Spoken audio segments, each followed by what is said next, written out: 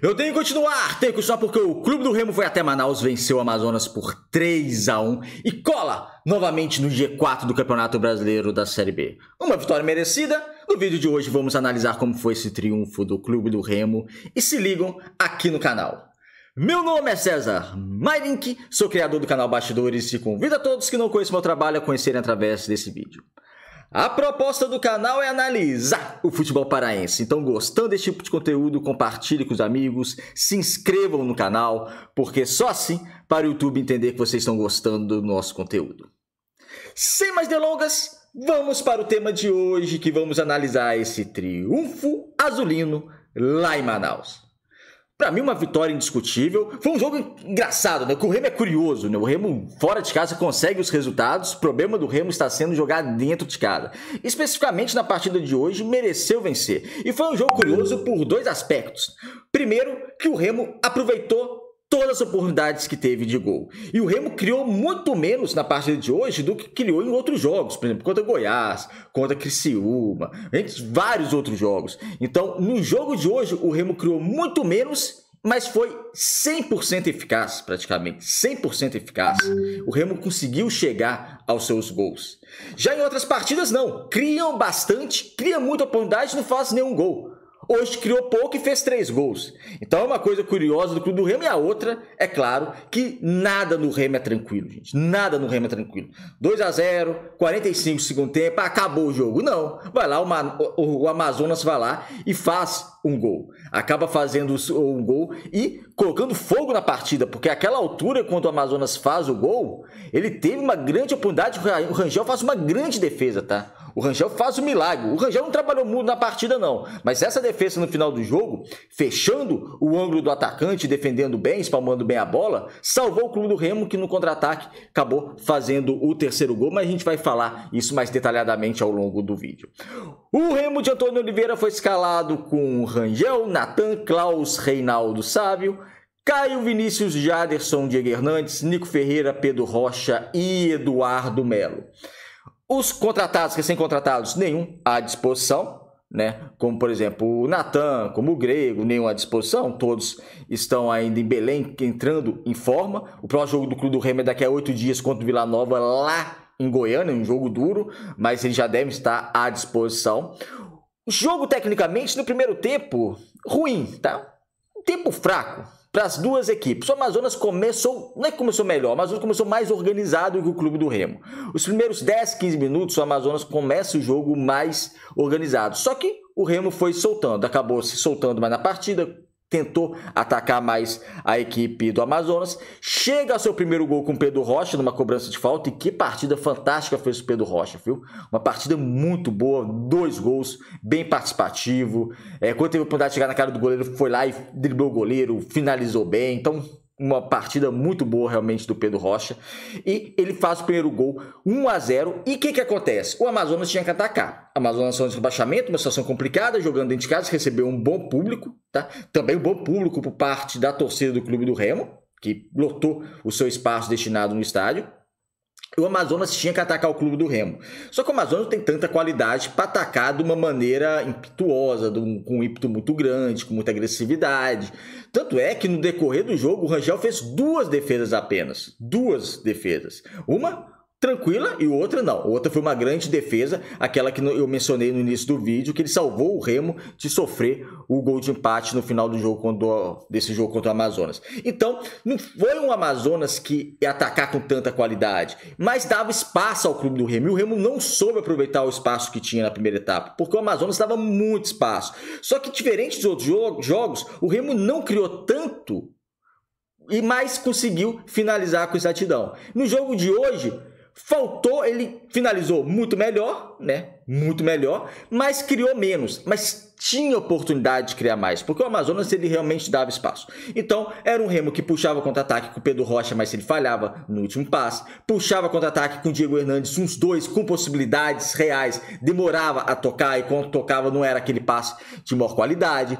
Então, foi um primeiro tempo que acabava 1-0, acabou 1-0 para o Clube do Remo, mas com o Clube do Remo 1-0 justo, mas o Clube do Remo podendo criar outras oportunidades. É que não chegou a criar, mas podia pelos espaços que teve. O lance perigoso do Amazonas foi com o Henrique, na primeira etapa. Um dos poucos vacilos da defesa do Clube do Remo, ele finaliza por cima do gol do Rangel. Acaba o primeiro tempo, o Amazonas finalizou muito mais que o Clube do Remo, 9 vezes contra 4, mas nenhuma no gol. Nenhuma certo. Então foi aquela questão de finalizar muito mais, mas bolas que não levaram tanto perigo ao gol assim do Marcelo Rangel. Teve uma no início da partida que a bola saiu um pouco rente à trave esquerda do Rangel, teve essa do Henrique, mas não foram grandes oportunidades criadas. Na segunda etapa, no intervalo, eu faria uma substituição. Tiraria o Caio Vinícius, porque o Caio Vinícius já tinha amarelo e eu estava pressentindo que ele ia tomar um cartão amarelo. Só que o Antônio Oliveira não agiu assim e acabou dando certo. Acabou certo, porque o Caio Vinícius fez um bom segundo tempo, não fez nenhuma falta para tomar amarelo para ser expulso e ele foi obrigado a fazer 2 substituições no intervalo. Essas 2 substituições obrigatórias, é lógico que muda o cenário da partida, porque o técnico tem 5 ao seu dispor. No intervalo, já tem que fazer 2, e a gente sabe que o Remo, até que hoje eu não percebi tanto assim do time geral. Um jogador específico ou outro sim, mas eu não percebi do time geral uma queda de produção muito grande, principalmente queda física na segunda etapa. Olha que estava quente, jogar em Manaus às 17 horas. Acaba saindo o Sávio e o Jaderson, os dois por questão física. O Jaderson que está se recuperando, tá? É outra partida, eu já achei ele que foi bem contra o Criciúma. Acho que ele foi bem hoje, mas ele sofreu uma entrada um pouquinho mais dura e essa questão acabou tirando ele da partida. Vamos torcer para não seja nada grave, mas o Jaderson ele vem recuperando um bom futebol. Então saiu o Sávio e o Jaderson por questões físicas, entrou o Rodrigues e o Pavani. Depois ainda saiu o Diego Hernandes, que para mim esteve abaixo para a entrada do Regis. O Regis que sumiu o futebol do Regis, né? Fica aqui outra nota negativa, tanto a questão física, que ele é um jogador que não consegue jogar mais 30 minutos, mas antes ele jogava 30 minutos e conseguia ajudar o Clube do Remo em qualidade. Agora não. Agora é um Regis que eu acho que caiu muito a qualidade do Regis. E saiu o Eduardo Melo, para a entrada do João, né, do português, que defende a seleção de Guiné-Bissau. E olha, é uma questão curiosa, porque o Clube do Remo ele vai acabar a temporada com 5 centroavantes ao longo de todo o ano. Viseu, Ítalo, Davó, o Melo e agora o João. Corre o risco dos 5 nenhum servir para o Clube do Remo. Corre esse risco. A minha última esperança é porque entrou hoje e ainda falta, enfim, tem que ver ele jogando realmente, tem que dar mais oportunidade para ele. É o guineense de Bissau, o João. É o único.